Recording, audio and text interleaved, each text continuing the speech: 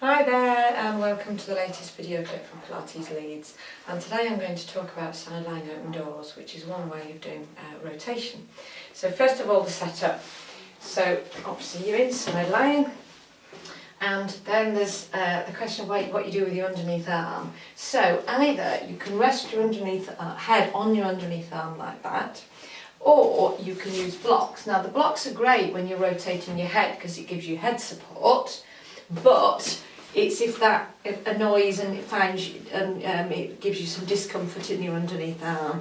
So it's personal choice and availability of blocks. Second thing is, you think if you have the opportunity to do so, think about your neutral spine. So the spine shouldn't be sagged down into the floor. It should be lengthened, sort of almost parallel to the floor. So see if you can draw, I don't know if you can see on me, that's why I put a white top on. You can draw your underneath waist off the mat.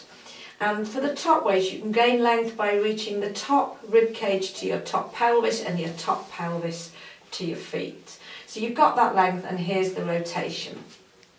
So you're going to turn head, eyes and arm.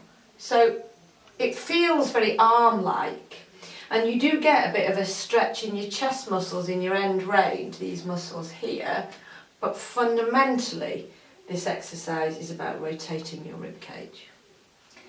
And I'm going to briefly run through some extra ways of doing it. Before I do, you're going to think about trying to maintain a neutral spine rather than a saggy, floppy spine, and it's a great opportunity to think about the breathing as well. So, other positions. You can still be in side lying and come up onto your arm. So this is good for people if they aren't able to kind of lean on their arm at all. And this is also great. I love this exercise because you can rotate. You can do, this is tends to be called needle threading, threading the needle. You can rotate and you get a bit of spine flexion, so you get multi-planar flexion with rotation, which is a great opportunity, and then flexion with extension. So you're keeping length in this arm, length in this waistline, but necessarily you're going to be a little bit compressed there because of the bent knees. And there's the shape that you're making. So the pelvis kind of limits your range, but the position gives you this opportunity for this extra bit of movement and articulating the spine. It's fantastic, that. And two other things, which are great depending on the class, or again, if you can't lie on your side, you can do, it's sort of morphed into thread the needle now, all fours, and there's your rotation. So you're following the moving hand, always the eyes follow the moving hand, always, always, always. Additional benefit of this, bend the supporting arm, and then you have to straighten the arm to come up, and you get a bit of work for the back of the arms. And finally, you can do modified child's pose. Now this is not great on knees, it's quite harsh on the knees, this position, but if you've got your trusty blocks to hand, if you just sort of sit onto them, it takes some of the pressure off your knees.